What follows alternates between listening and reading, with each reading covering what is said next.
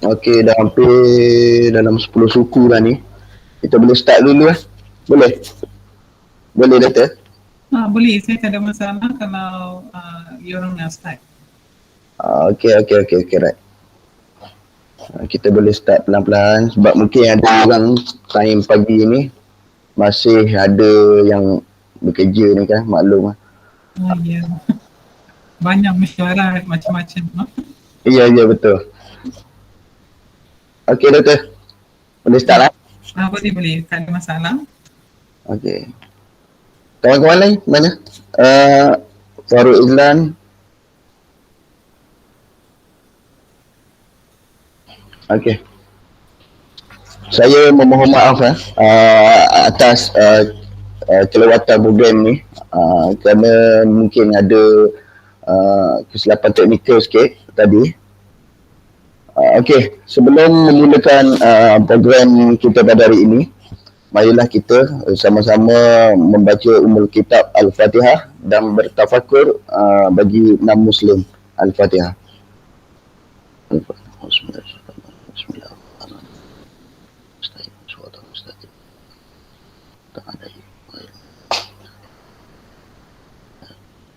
Rabbi shrah sadri wa yassir li amri wahlul 'uqdatam min lisani yafqahu qawli. Okay. Yang berusaha Yang Mulia Saudara Raja Muhammad Nazar selaku pengerusi penganjur kempen kesedaran rokok tidak sah, yang berusaha penolong kanan pengarah kastam unit pemodenan pembaharuan bahagian perancangan korporat Ibu Pejabat Kastam Diraja Malaysia Dr. Prabhavati Sinasami, ahli jawatankuasa tertinggi kempen kesedaran rokok tidak sah Saudara Fahrul Islam Tarmizi dan Muhammad Ilmu Nail Johari. Tuan-tuan dan puan-puan yang saya hormati sekalian, Assalamualaikum warahmatullahi wabarakatuh dan salam sejahtera. Selamat pagi. Saya Roslan bin Azali selaku moderator yang dilantik memikul tugas ini bagi kelancaran program pada hari ini. Alhamdulillah, bersyukur kita kepada Ilahi kerana dapatlah kita bersua bersama-sama pada hari ini di suatu pertemuan yang saya anggap majlis ilmu yang merupakan satu majlis awareness dan wacana ilmiah yang boleh dikirakan di mana tajuk forum kita pada hari ini ialah implikasi rokok tidak sah dan peranan Jabatan Kastam Diraja Malaysia. Rokok tidak sah merupakan satu aktiviti yang tidak asing lagi bagi kita yang boleh dianggap satu isu yang memerlukan kerjasama yang tinggi dan perlibatan oleh pelbagai pihak.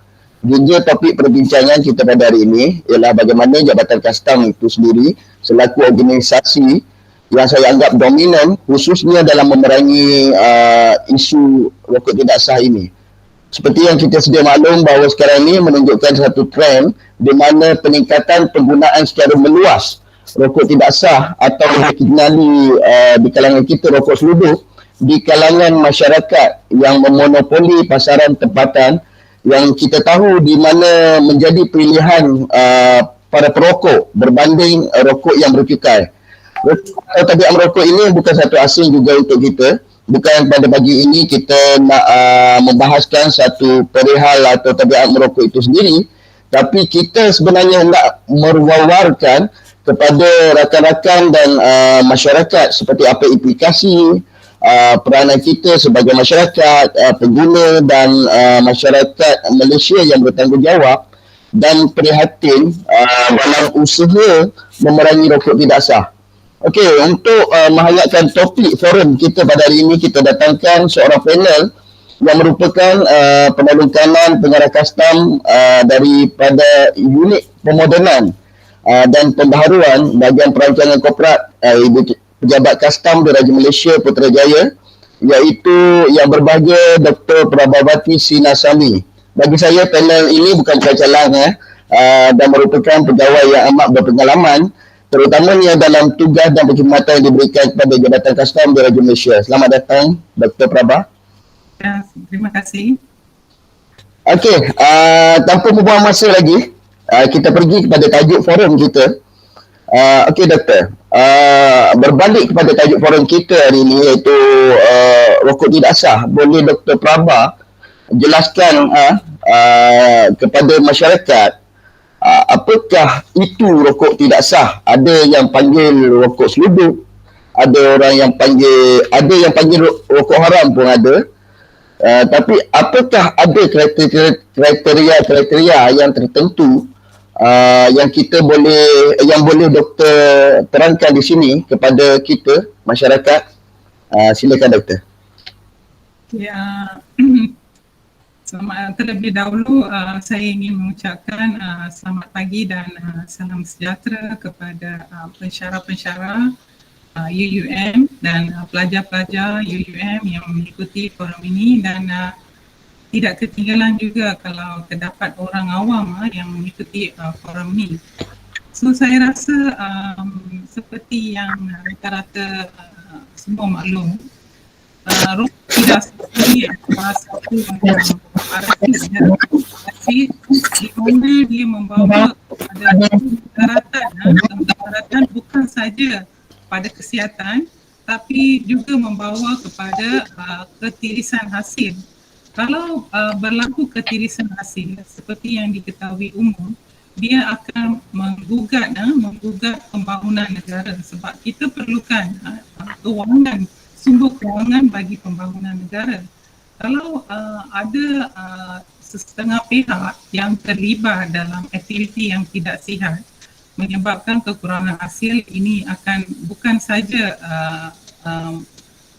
membantutkan pembangunan ekonomi, malah juga sosial bagi setiap masyarakat. So ini menyedari hakikat ini adalah tanggungjawab Jabatan Kastam Diraja Malaysia sebagai badan pemerkuasa yang diberi mandat untuk mengurangkan ketirisan hasil, di samping mengurangkan penggunaan rokok tidak sah. Okey, kalau next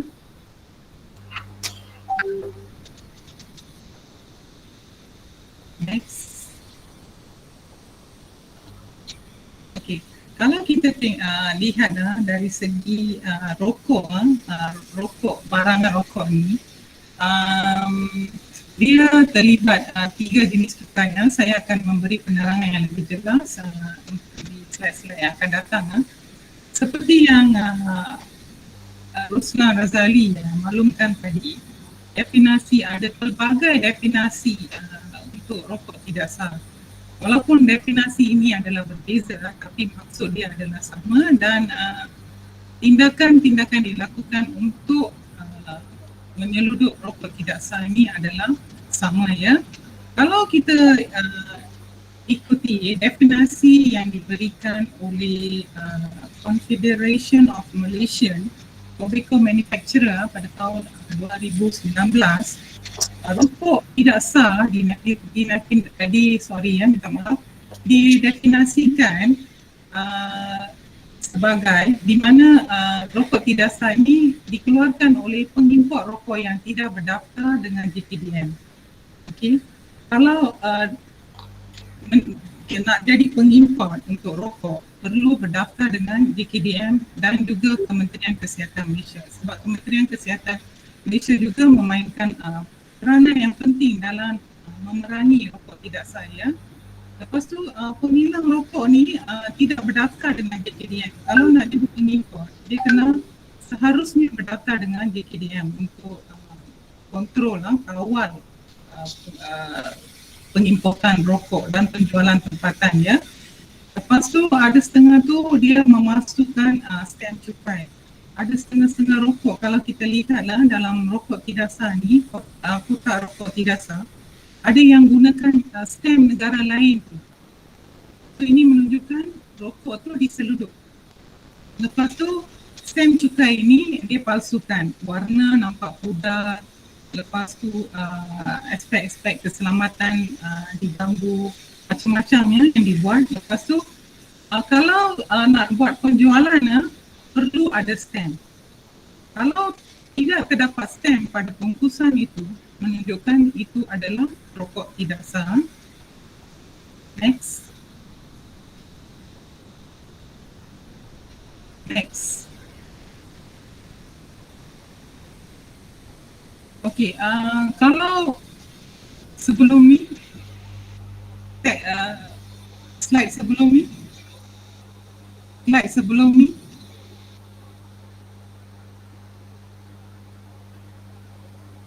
okey. Okey, jenama rokok tidak, okey. Okey, next. Next. Okey. Oh. Okey, next. Okey. Ini adalah kalau nak pastikan sama ada dalam kotak tu, rokok tu atau sah atau tidak sah, dia kena mengikuti sebelum ni ya. Slide sebelum. Oh, ni mungkin ada gangguan online ni. Okey. Kalau rokok yang sah, kita kena ikut kriteria-kriteria yang telah ditetapkan oleh Kementerian Kesihatan Malaysia. Di antara kriteria-kriteria yang ditetapkan itu adalah di setiap kotak rokok tu kena ada gambar rokok adalah penyebab kanser leher, lepas tu penyebab kanser paru-paru, kanser mulut, gangrene, keguguran janin dan menyebabkan kelahiran bayi matang seperti contoh-contoh yang saya tunjukkan dalam slide ya. Okay, next.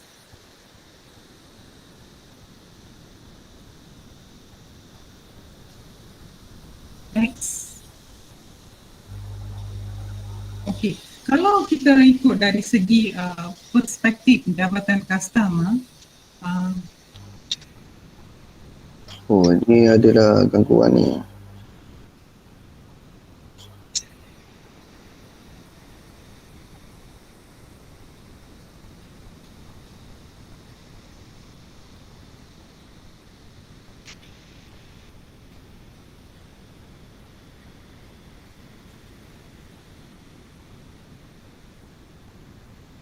boleh kita teruskan?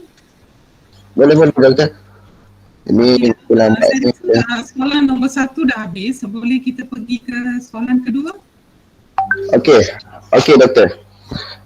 Bagi masyarakat kat luar sana, sebenarnya banyak yang tidak tahu apakah cukai yang dikenakan kepada rokok, dan memang tidak dinafikan ramai juga yang dah tahu sebenarnya. Tapi sejak akhir-akhir ni dalam forum pada kali ini, bolehkah doktor terangkan dengan ringkas cukai yang dikenakan ke atas rokok, ilmu juga kepada kami pelajar-pelajar kat sini dan audien masyarakat itu sendiri. Okey, slide rokok, cukai rokok ya. Ya, betul.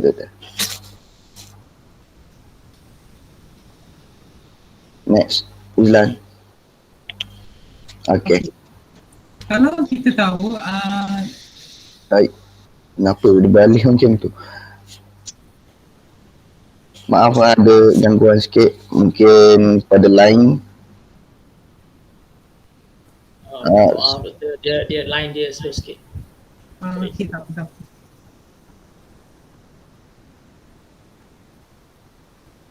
Slide kadar cukai rokok.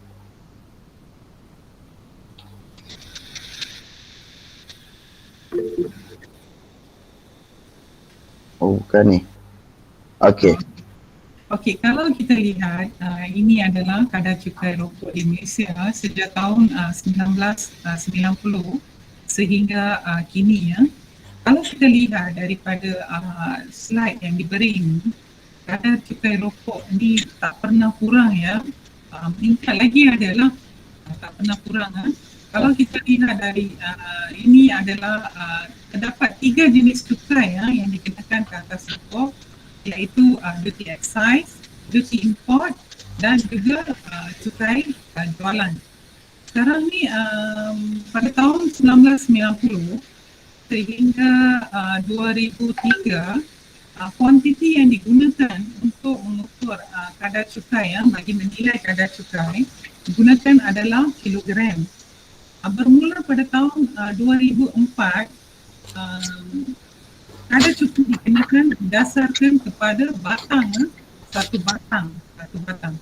Lepas tu perubahan dasar cukai rokok di Malaysia adalah amat drastik sekali dengan pengenalan cukai barang dan perkhidmatan, iaitu kalau kita lihat pada tahun 2014 kadar cukai yang dikenakan adalah 28 sen per batang dan di mana dia telah meningkat kepada 40 sen per batang pada tahun 2015 sehingga kini 40 sen per batang. Ini menunjukkan peningkatan 0.28 sen ataupun 42.8%, iaitu peningkatan yang agak drastik. Ini dipraktikkan sehingga kini 0.40 sen ni adalah untuk duty excise manakala pada untuk duty import adalah 20 sen per batang dan untuk cukai jualan adalah 6%. Dia dipraktikkan dari tahun 2015 sehingga kini ini adalah kadar cukai rokok di Malaysia. Ini untuk rokok yang tidak sah. Minta maaf, rokok yang sah. Kalau tidak sah, memang cukai akan dilarikan atau tidak dibayar langsung. Ini dipraktikkan untuk kadar cukai rokok yang sah. Next. Soalan seterusnya, Ruslan. Okey, Doktor. Sudah tentunya setiap masalah ni sebenarnya didatangi oleh bawaan faktor penyebab. Apakah faktor-faktor yang menurut doktor yang boleh menyebabkan lambatan rokok tidak sah ini, dan menurut statistik sekiranya ada yang doktor boleh sharekan pada audien, golongan yang manakah paling banyak dalam penggunaan rokok tidak sah yang patut diberi perhatian oleh kita secara khususnya, dan seperti apa bentuk implikasi terhadap penggunaan rokok tidak sah ini pada masyarakat jika tak dibendung? Apakah pandangan doktor? Slide sebelum ni.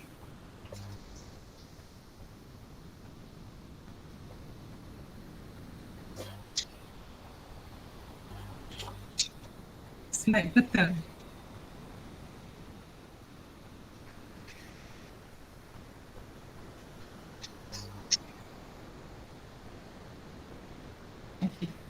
Kalau kita lihat apa penyebab utama penggunaan rokok tidak sah adalah harga. Rata-rata kita maklum kalau bandingkan dengan rokok yang sah dengan tidak sah, rokok tidak sah adalah lebih murah tapi dia lebih bahaya rokok. Kalau kita lihat, dia ada dua bahan kimia yang beracun yang terkandung dalam rokok tidak sah, iaitu arsenik dan kadmium. Arsenik ini adalah bahan yang digunakan untuk mengawet kayu di mana dia digunakan dalam rokok tidak sah ini, di mana akan memudaratkan kesihatan, membawa kemudaratan 3 kali ganda kerusakan pada organ-organ dalam badan. Manakala arsenik pula digunakan untuk membuat bateri dia membawa kemudaratan 5 kali ganda juga. Lepas tu dia juga membawa kerosakan kepada buah pinggang dan saluran darah dan juga menyebabkan kanser. So kalau kita lihat rata-rata pengguna rokok adalah dalam status sosioekonomi rendah, di mana taraf kehidupan adalah rendah. Tapi mereka gian dengan rokok So apa yang diorang lakukan adalah mencari rokok yang murah. Okey. Itu yang menyebabkan peningkatan dalam permintaan rokok tidak sah So itu kalau kita lihat dianggarkan ini adalah statistik yang dikeluarkan oleh National Health and Mobility Survey pada tahun 2019. Survey ini, kajian ini dilakukan 5 tahun sekali So ini adalah yang terbaru So dianggarkan 40.8 juta penduduk Malaysia yang 15 tahun ke atas adalah perokok. Kalau kita lihat perokok yang paling tinggi adalah daripada Kedah iaitu 27.6%, diikuti oleh Sabah 25.3% dan Terengganu 23.9%. Manakala tempat saya ya, Putrajaya kira bebas rokok tidak sah adalah paling rendah iaitu 12.2%. Okey, boleh ke slide seterusnya?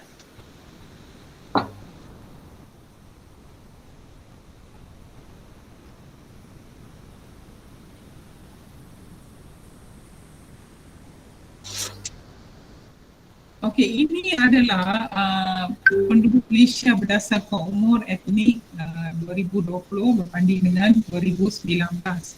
Yang hijau tu 2020, yang merah, yang ungu tu 2019. Kalau kita lihat daripada kajian yang telah dibuat, didapati perokok di kalangan rakyat Malaysia, mereka mula menjadi perokok di antara umur 13 hingga 15 tahun, di mana golongan ini meliputi 36.6% daripada populasi Malaysia, yang agak banyak juga.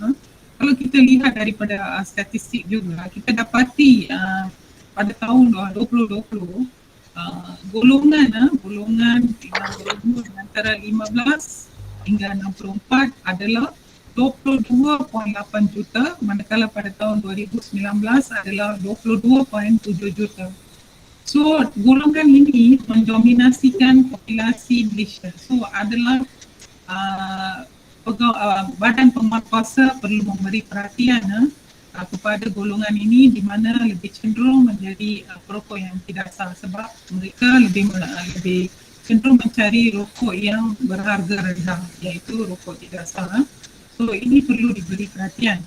Manakala sekiranya daripada kajian yang dibuat juga, didapati kalau rakyat Malaysia dah berumur 40 tahun ni, dia dah ada timbul kesedaran tentang bahaya kemudaratan yang disebabkan oleh rokok tidak sah ataupun rokok ya. So penurunan penggunaan rokok dan produk rokok akan berkurangan sekiranya dia mencapai umur 40 tahun ya. So ini statistik yang ditunjukkan melalui kajian yang dibuat. Okey, seterusnya. Okey, Jabatan Kastam di Malaysia, Doktor, yang kita semua tahu akan peranannya, tugas yang begitu dominan khususnya dalam memerangi rokok tidak sah. Apakah tindakan yang akan diambil oleh Jabatan Kastam di Malaysia dalam usaha memerangi penyeludupan? Next slide.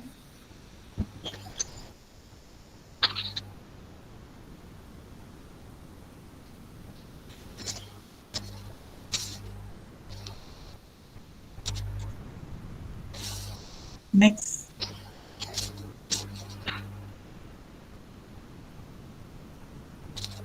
Langkah-langkah yang diambil ya, langkah-langkah peranan yang dimainkan, langkah-langkah yang diambil oleh Jabatan Kastam di Raja Malaysia kan? Ya, Doktor. Okey, lagi yang depan, peranan Jabatan Kastam. Peranan Jabatan Kastam dalam usaha memerangi penyeludupan ini, Doktor. Slide sebelum ni.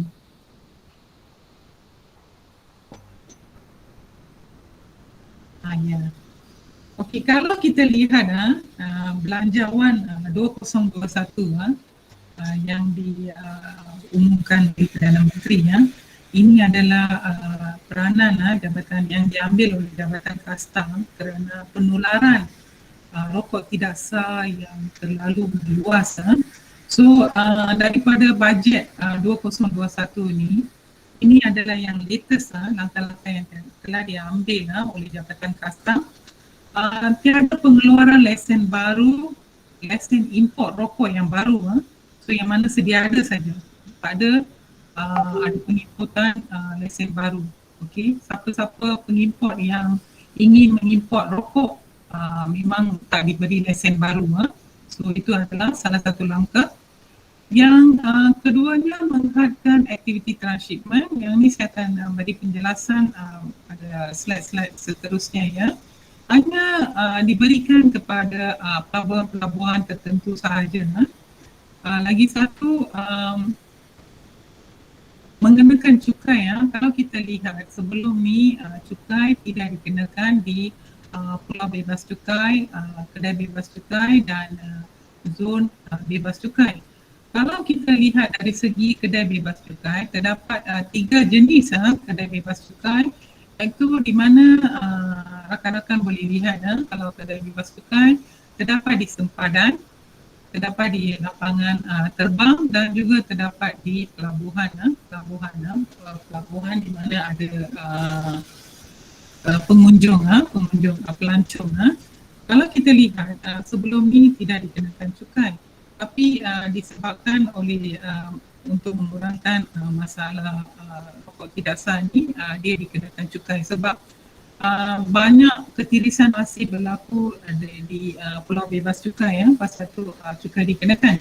So sama ada pelancong ataupun warga negara Malaysia yang ingin membeli rokok di kedai bebas cukai, dia perlu buat self declaration, pengikraran secara kendiri. Lepas tu dia kena tunjukkan masa masuk ke kawasan utama custom, dia kena tunjukkan pengikraran itu kepada pegawai custom yang sah untuk menunjukkan berapa kuantiti rokok, bungkusan rokok yang dibawa ke kawasan utama custom.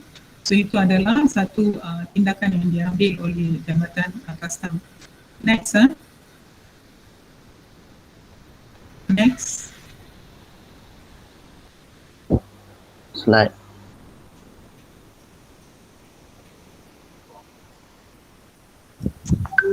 Betul dia tak synkronis, memang saya next tapi dia tak synkronis, sorry. Tak apa. Dia lambat sikit. Okey, apakah modus operandi yang biasa digunakan oleh penyelundup biasanya untuk menyelundup rokok tidak sah ni, Doktor? Okey, sebenarnya modus operandi ni berarti dia ada kesalahan. Daripada saya biasa bekerja sebagai pegawai penyiasat di Pulau Pinang, inilah taktik-taktik yang digunakan oleh penyelundup dalam melakukan aktiviti penyelundupan rokok tidak sah, di mana mereka menyalahgunakan kemudahan transit dan juga transshipment. Kalau saya terangkan tadi saya dah bagi penjelasan sikit apa yang di transshipment. Sekarang dalam konteks ni saya akan bagi penerangan dengan lebih lanjut apa yang dimaksudkan dengan transshipment.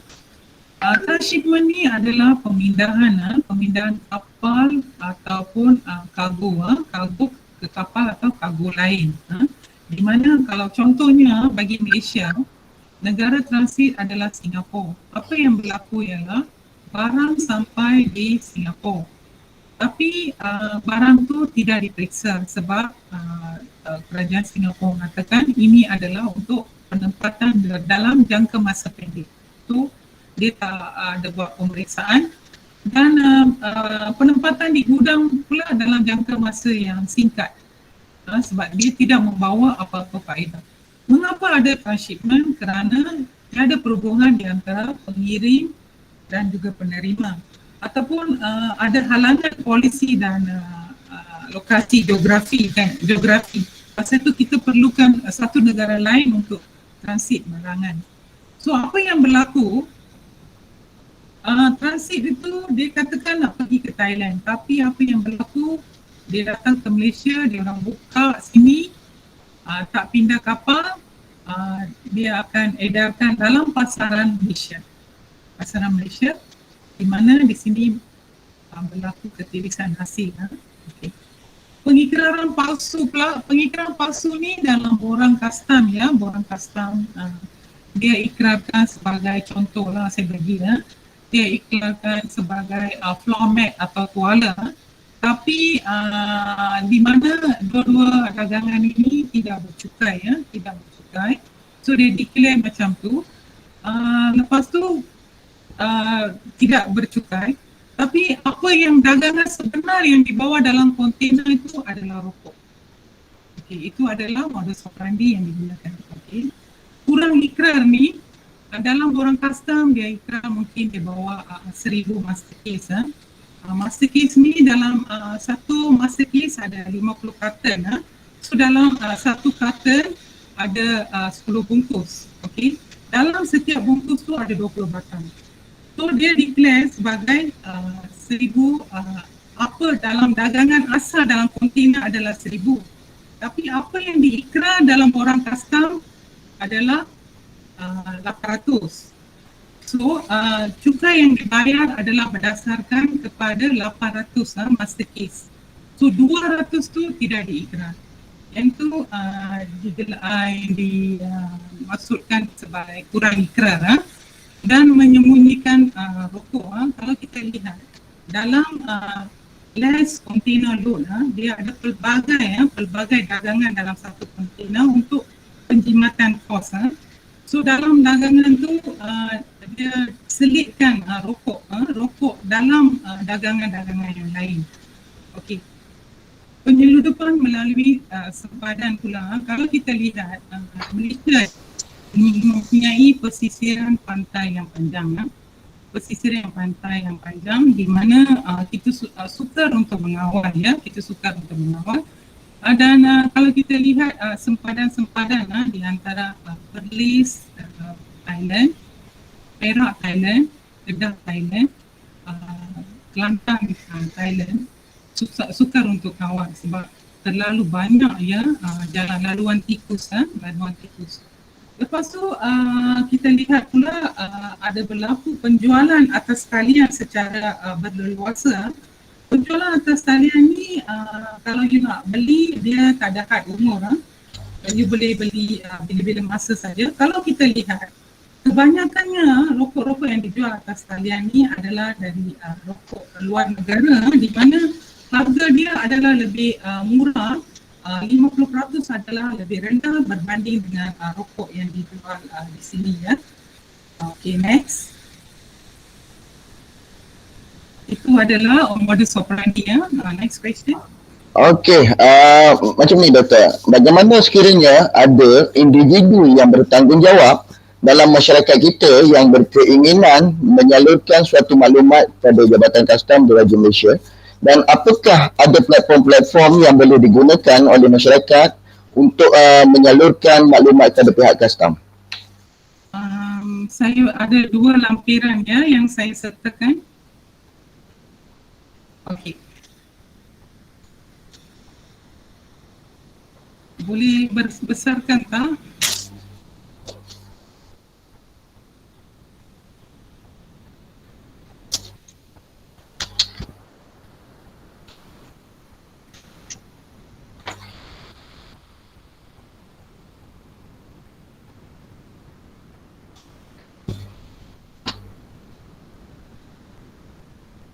Okey. Ini adalah Textem tadi yang saya ceritakan Textem.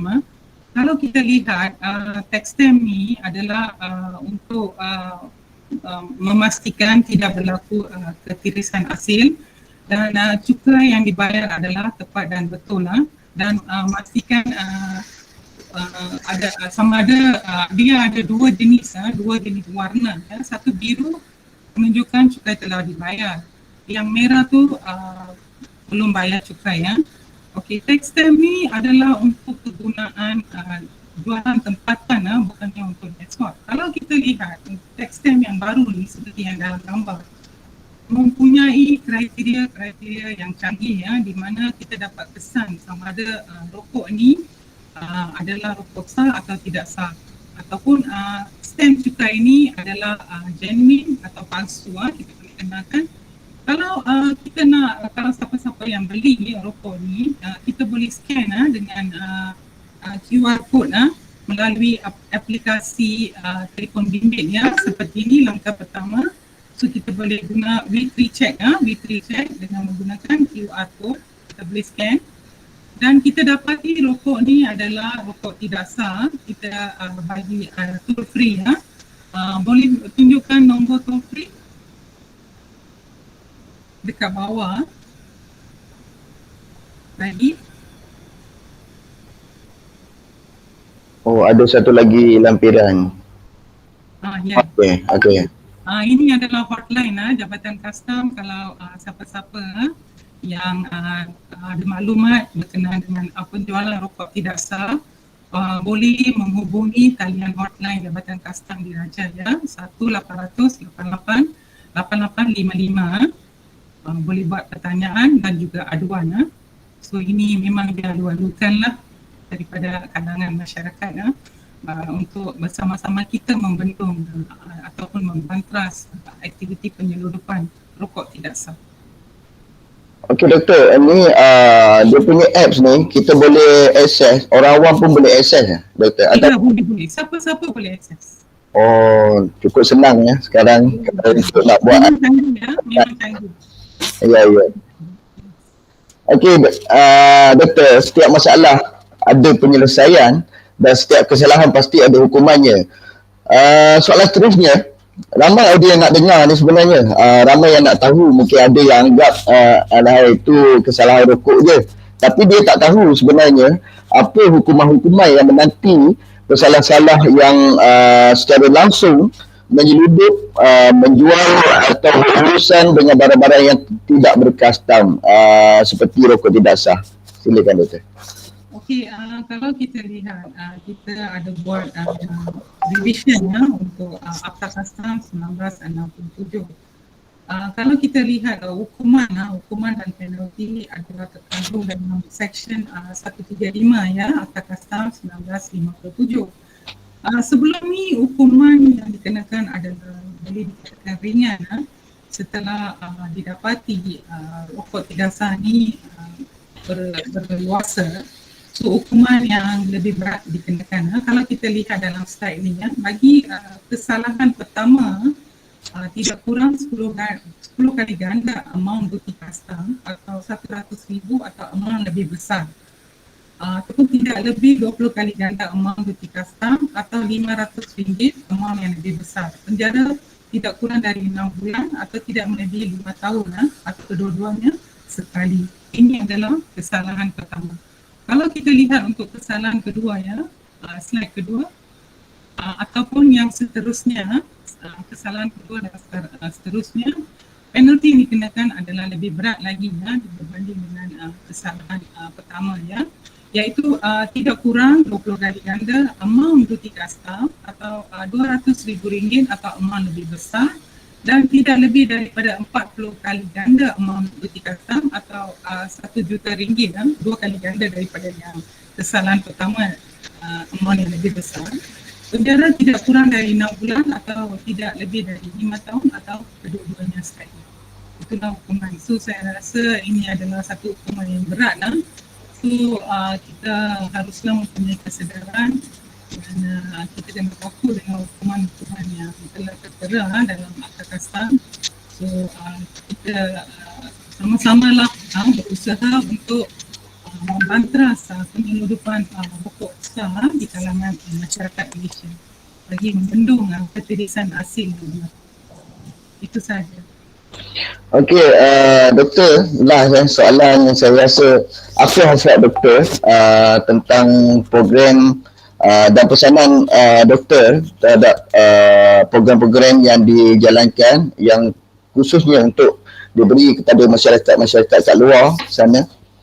Silakan doktor. Saya rasa yang ni pun saya berucap terima kasihlah kepada pelajar-pelajar UUM yang mengadakan forum sebegini ini walaupun partisipan yang terlibat hanyalah 29, yang ini menjadi satu platform yang amat berguna di mana dengan adanya ilmu-ilmu ataupun pengetahuan tentang macam mana nak membantras rokok tidak sah ini mungkin boleh disebarkan kepada orang lain. Mungkin dia sebelum ni tak tahu boleh scan QR code untuk memastikan sama ada rokok tu adalah sah atau tidak sah.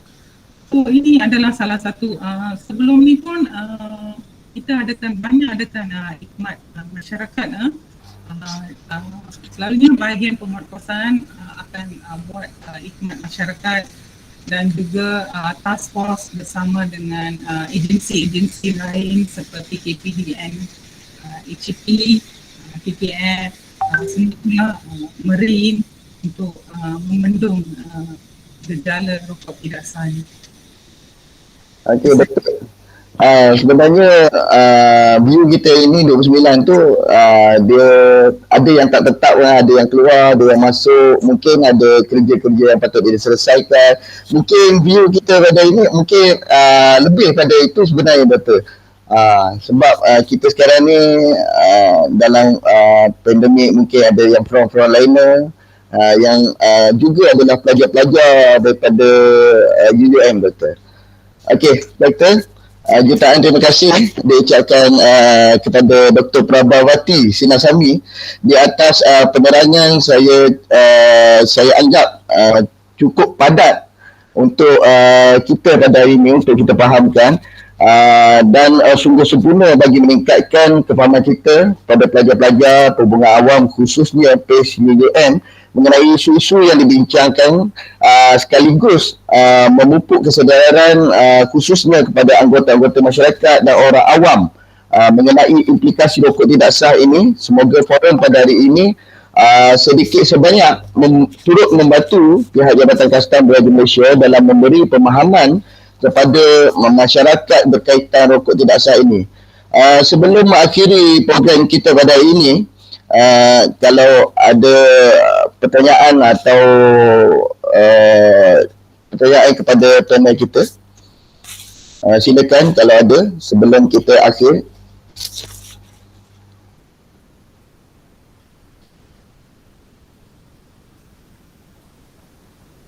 Okey, sebelum akhir majlis ini, sebab tak ada pertanyaan, rasanya ramai yang dah faham ni doktor.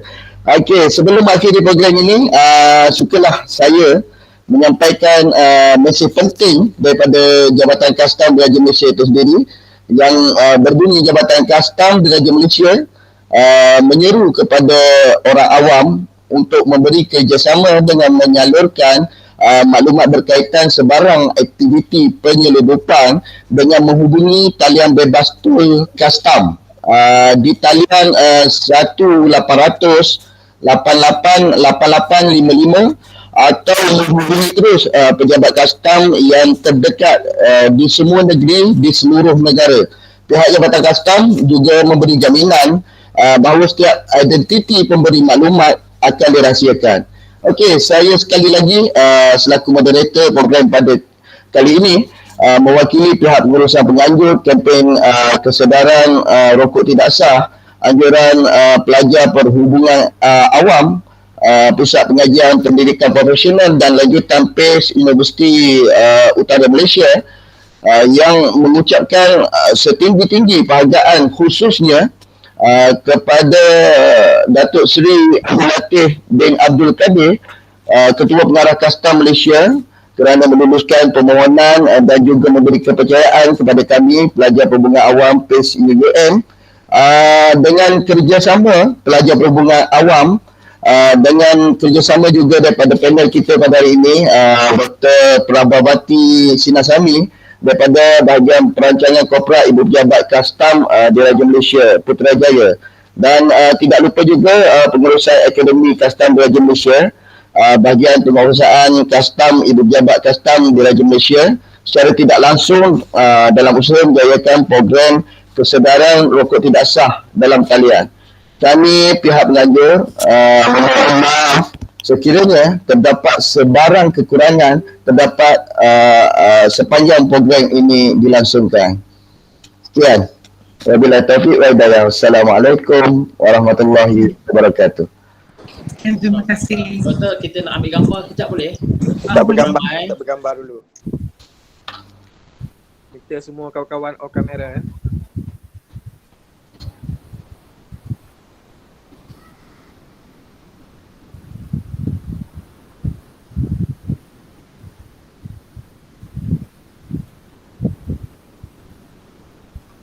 Okey ke? Okay, ke ada yang nak masuk lagi boleh? Yang nak on kamera Boleh. lagi boleh? Boleh Ustaz? Oh, Khairuddin, cantiklah gambar tu Khairuddin. Puan Sabaria, saya rasa tengok tadi ada tengok Puan Sabaria. Assalamualaikum. Sabar ni boleh join juga. Sure, boleh join. Ya. Tak sabar dia apa ada. Okay, sekali lagi. Okay, 1, 2. Okay. Terima kasih semua. Okay, terima kasih. Okey, puan. Terima kasih doktor. Okay, thank you. Okey. Assalamualaikum.